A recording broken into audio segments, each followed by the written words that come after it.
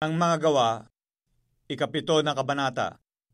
At sinabi ng dakilang saserdote, tunay baga ang mga bagay na ito? At sinabi niya, mga kapatid na lalaki at mga magulang, mga kinig kayo, ang Diyos ng kaluwalhati ay napakita sa ating amang si Abraham nang siya'y nasa Mesopotamia, bago siya tumahan sa Haran. At sinabi sa kanya, umalis ka sa iyong lupain at sa iyong kamag-anakan, at pumaroon ka sa lupaing ituturo ko sa iyo. Na magkagayoy, umalis siya sa lupain ng mga Kaldeo, at tumahan sa Haran.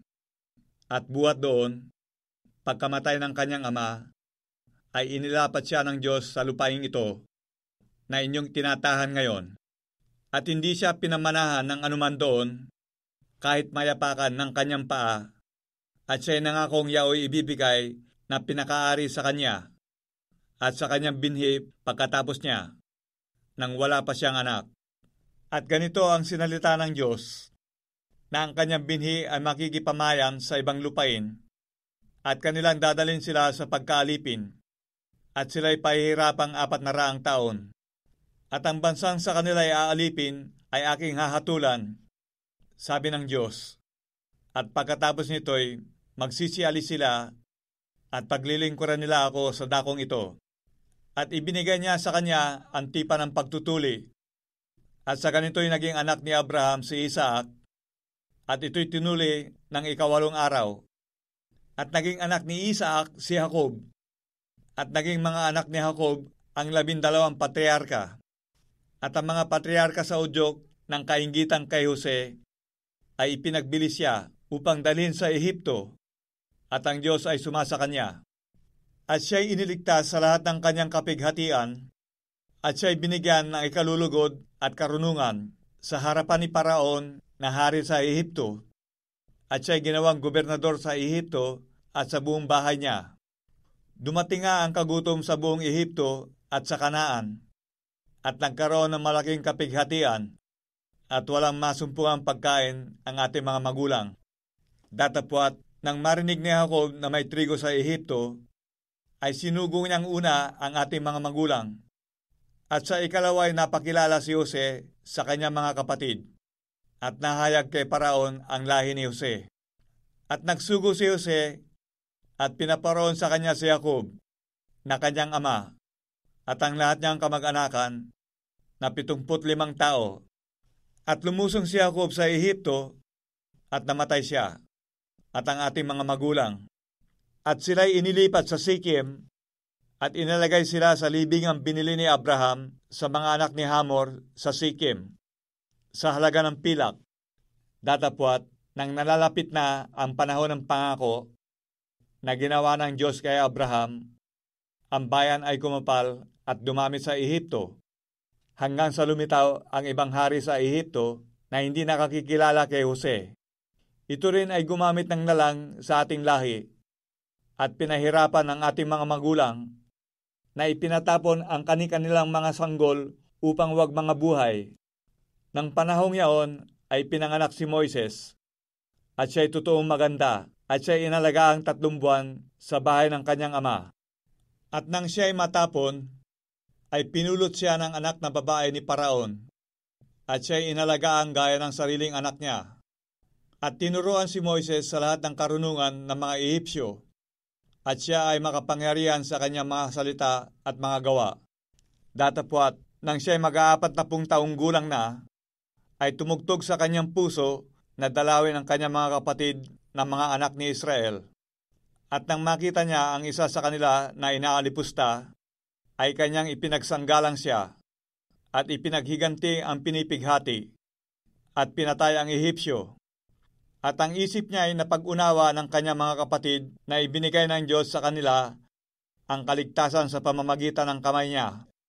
Datapwat, hindi nila napag-unawa.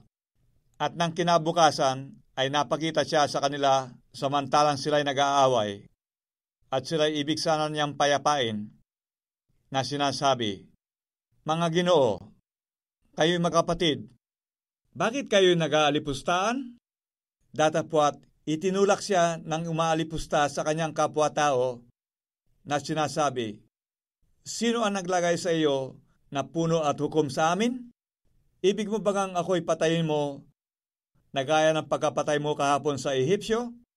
At sa salitang ito'y tumakas si Moises at nakipamayan sa lupain ng Midian, na do'y nagkaanak siya ng 2 lalaki. At nang maganap ang 40 taon, ay napakita sa kanya ang isang anghel sa ilang ng bundok ng Sinai, sa ningas ng apoy sa isang mababang punong kahoy. At nang makita ito ni Moises, ay nangilala sa tanawin. At nang siya'y lumapit upang pagmasdan, ay dumating ang isang tinig ng Panginoon. Ako ang Diyos ng iyong mga magulang, ang Diyos ni Abraham, at ni Isaac, at ni Jacob. At si Moises ay nanginig at hindi nangahas tumingin. At sinabi sa kanya ng Panginoon, alisin mo ang mga pangyapak sa iyong mga paa, sapagkat ang dakong kinatatayuan mo ay lupang banal. Totoong nakita ko ang kapighatian ng aking mga bayang nasa Ehipto, at narinig ko ang kanilang hibik. At ako'y bumaba upang sila'y iligtas. At ngayon halika, susuguin kita sa Ehipto. Ang Moises na ito na kanilang itinakwil, na sinasabi, sino ang sa iyo'y naglagay na puno at hukom?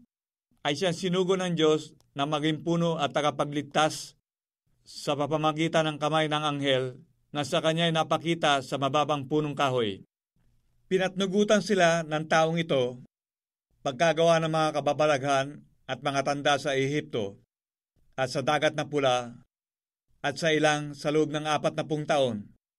Ito yaong si Moises, na nagsabi sa mga anak ni Israel, palilitawin ng Diyos sa inyo ang isang propeta na gaya ko, mula sa inyong mga kapatid. Ito yaong naroon sa iglesia sa ilang, nakasama ang anghel na nagsalita sa kanya sa bundok ng Sinai, at kasama ang ating mga magulang, na siya nagsitanggap ng mga aral na buhay upang ibigay sa atin. Sa kanya ay ayaw magsitalima ang ating mga magulang, kundi siya ay kanilang itinakwil, at sa kanilang mga puso'y nangagbalik sa Ehipto. Na sinasabi kay Aaron, igawa mo kami ng mga Diyos na mangunguna sa amin, sapagkat tungkol dito kay Moises, na naglabas sa amin sa lupain ng Ehipto, ay hindi namin nalalaman kung ano ang nangyari sa kanya. At nagsigawa sila ng mga araw na yaon ng isang guyang baka, at nagsipaghandog ng hain sa Diyos-Diyos ang yaon, at nangatuwa sa mga gawa ng kanilang mga kamay. Datapwat, tumalikod ang Diyos, at sila'y pinabaya magsisamba sa hukbo ng langit, gaya ng nasusulat sa aklat ng mga propeta. Hinandugan baga ninyo ako ng mga hayop na pinatay at mga hain, na 40 taon sa ilang, o angkan ni Israel? At dinala ninyo ang tabernakulo ni Molok at ang bituin ng Diyos Repan. Ang mga larawan ginawa ninyo upang inyong sambahin. At dadalhin ko kayo sa dako paroon ng Babylonia. Sumating mga magulang sa ilang ang tabernakulo ng patotoo, ayon sa itinakda ng nagsalita kay Moises, na kanyang gawin yaon alinsunod sa anyong kanyang nakita. Na yao'y ipinasok din ng ating mga magulang sa kapanahon ng ukol, na kasama ni Josue nang sila'y magsipasok sa inaari ng mga bansa, na pinalayas ng Diyos sa harapan ng ating magulang hanggang sa mga araw ni David, na nakasumpong ng biyaya sa paningin ng Diyos at humihinging makasumpong ng isang tahanang ukol sa Diyos ni Jacob. Datapwat, iginawa siya ni Salomon ng isang bahay, bagamat ang kataas-taas ay hindi tumatahan sa mga bahay na gawa ng mga kamay. Gaya ng sinasabi ng propeta, ang langit ay ang aking luklukan, at ang lupa ang tungtungan ng aking mga paa. Anong anyo ng bahay ang itatayo ninyo sa akin? Sabi ng Panginoon. O anong dako ang aking pahingahan? Hindi baga ginawa ng aking kamay ang lahat ng mga bagay na ito? Kayong matitigas ang ulo at di tuli ang puso't mga tainga, kayo lagi nagsisisalangsang sa Espiritu Santo. Kung ano ang ginawa ng inyong mga magulang, ay gayon din naman ang ginagawa ninyo. Alin sa mga propeta ang hindi pinag-usig ng inyong mga magulang? at kanilang pinatay ang nangagpahayag ng una ng pagdating ng matuwid na ito? Na sa kanya'y kayo ngayon ay nangaging mga tagapagkanulo at mamamatay tao. Kayo na nagsitanggap ng kautusan ayon sa pangangasiwa ng mga anghel at hindi ninyo ginanap. Nang marinig nga nila ang mga bagay na ito, ay nangasugatan sila sa puso at siya'y pinagnalitan nila ng kanilang mga ngipin. Datapwat siya, palibhasa'y puspos ng Espiritu Santo ay tumitig na maigi sa langit at nakita niya ang kaluwalhatian ng Diyos. At si Jesus na nakatindig sa kanan ng Diyos at nagsabi, narito, nakikita kong bukas ang mga langit at ang anak ng tao na nakatindig sa kanan ng Diyos.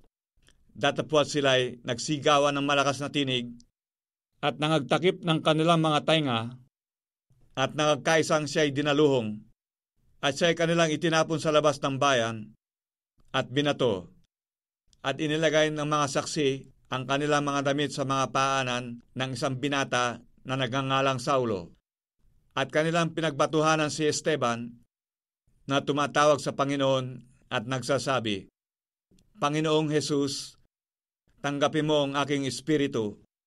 At siya'y nanikluhod at sumigaw na malakas na tinig, Panginoon, huwag mong iparatang sa kanila ang kasalanang ito. At pagkasabi niya nito, ay nakatulog siya.